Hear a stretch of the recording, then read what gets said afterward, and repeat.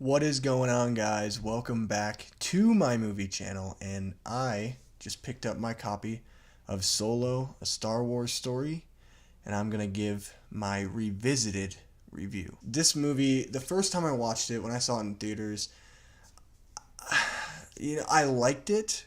It was fun and entertaining, but it just fell flat, and I didn't really feel like it was a necessary movie to make. I still feel like it was unnecessary. They didn't need to make this film. This movie, more than anything, does fan service, which I'm okay with at times, but it's like when you make a whole movie dedicated to just giving fan service, it kind of pushes that boundary of okayism into seriously, please, like we're fine, we want to see something new. And that was the thing, that was the biggest problem I had with Solo the first time I watched it, was I wanted something fresh, I wanted something new. And I think, John and Larry Kasdan did a great job with writing this film. I think the script is good. I just think the execution's a little off, and I do think Ron Howard, with everything that he was given and the time frame that he was given to complete this film, I think he did a great job, and I think he really helped Disney in the long run, because if it wasn't for him, I don't think this film would have turned out nearly as enjoyable as it is. Now, one thing that I wish that they would have done is I wish that they would have pushed off the release date a little bit, kind of give us room to breathe. And I think that was one of the biggest problems with this film not making a lot of money, is people still had the bad taste from The Last Jedi out of their mouth. Now, I personally love The Last Jedi. I like it. It's a really good film. There is problems with it, and there is problems in Solo. Like, I have problems with this film, and I'm telling you those things right now. But after revisiting it tonight, I honestly enjoyed it a little bit more than the first time I watched it. And I think the reason why is because knowing what the movie is, and knowing the expectations for what's going to happen in this film, I think rewatching it was a better experience, because I just kind of got to just be entertained and not really look for certain key elements within the film or some inconsistencies. I just really wanted to pinpoint those things that I actually found really enjoyable about the film. I think, Donald Glover still as Lando Calrissian was a home run. He was incredible in this role, and I would love to see him in other Star Wars films. Not going to happen. But, I think that this was great, seeing him and his interactions with Han Solo and the whole gang. I thought they were great. Again, I think Emilia Clarke's character Kira didn't work with me.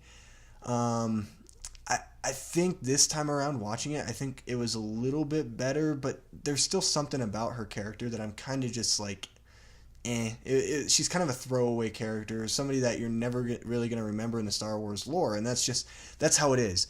I'm a huge Star Wars fan, and so for me, when I think of Star Wars, there are those iconic characters, and I think even some of the newer films have those iconic characters.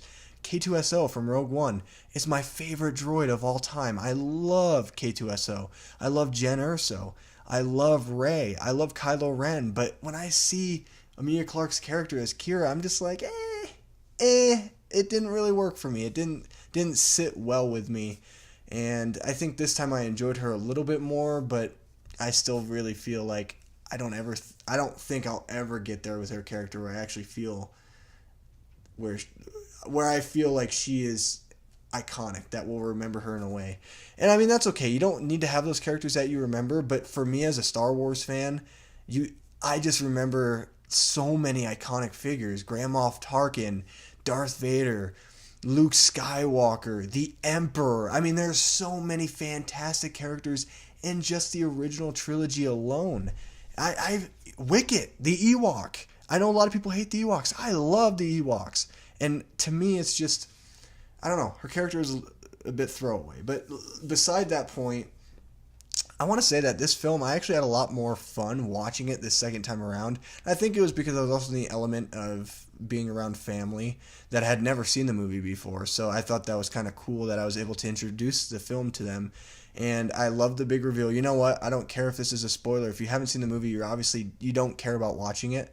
I love the reveal of Darth Maul. I think that was really cool, and it did fit the film. I just think the only problem that I had with that was the whole igniting the lightsaber.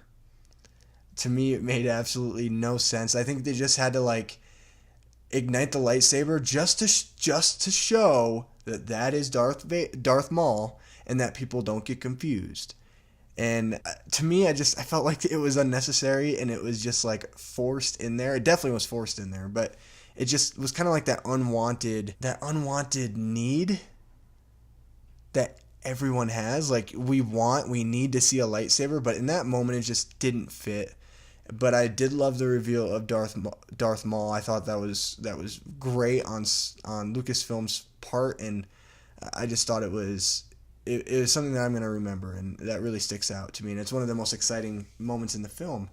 But again, this film I think it's directed really well. I thought Ryan Howard did a great job with the direction of this film, and I got to give him so much credit. I mean, for him to step in and take over with the circumstances that they faced, I mean, that was just amazing. Like, I want to give a round of applause to Ron Howard. I mean, he did the best that he could do with this film, and I think with the time frame that he had, and with trying to get everything done, and kind of just, having to steer the ship right in the middle of the ship being steered, I think he really did a phenomenal job and made this film better than what it probably would have been, which it probably would have been awful. We probably would have been complaining that this film is just basically a Jar Jar Binks film without Jar Jar Binks. And I appreciate that so much. And I did enjoy this film the second viewing. I know I've said that a couple times, but I really want to reiterate that. I feel like this is a film that is very rewatchable. And to me, there's those films that they stick with you and they aren't necessarily rewatchable. Like, for example, my favorite film of the year still is A Quiet Place. And I love that film. It's beautifully shot. It's fantastically intense.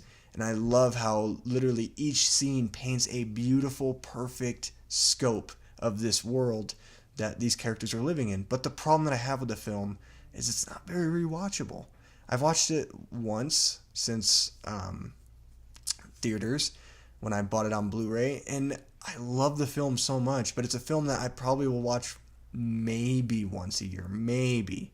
It's a big maybe. And it's still my favorite film of the year, but there's just those films that are rewatchable, like Solo, A Star Wars Story, and other films that aren't so great, films that I don't necessarily love, but you know what? They're entertaining and they're fun to watch. Revenge of the Sith is another film. It's a Star Wars film. It's not a good film, and I hate the prequels. You guys know, any of you guys that have been following me, you guys know I hate the prequels.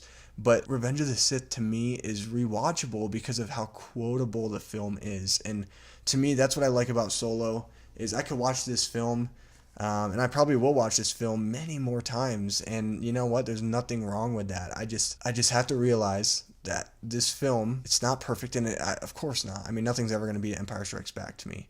But this film, it does what it's supposed to do, and that's to entertain. And so I'm grateful for Ron Howard to make this film as entertaining as he did. I'm really happy that I enjoyed it more this time. But anyway, guys, that is my revisited review. I want to do more of these. I think it's so cool to kind of go back and watch a film that maybe you didn't like the first time around, or a film that you did like the first time around, and go back and watch it a second time and kind of see if your point of view changes. And I think that's so cool, because my point of view has changed. There are still the same things I don't like about this film. I don't like L3 at all. There's still things that I don't like about this film, but overall it was more enjoyable than the first time I watched it. And I think it was because the first time I watched it, I feel like I did have expectations going in, and it just let me down. But anyway, guys, what are your guys' thoughts on Solo? Let me know below. Have you bought the Blu-ray? Let me know below. Also, make sure you like this video, subscribe to my channel. I'll be posting a lot more content very soon. I love you guys, and I'll see you in my next video. Goodbye.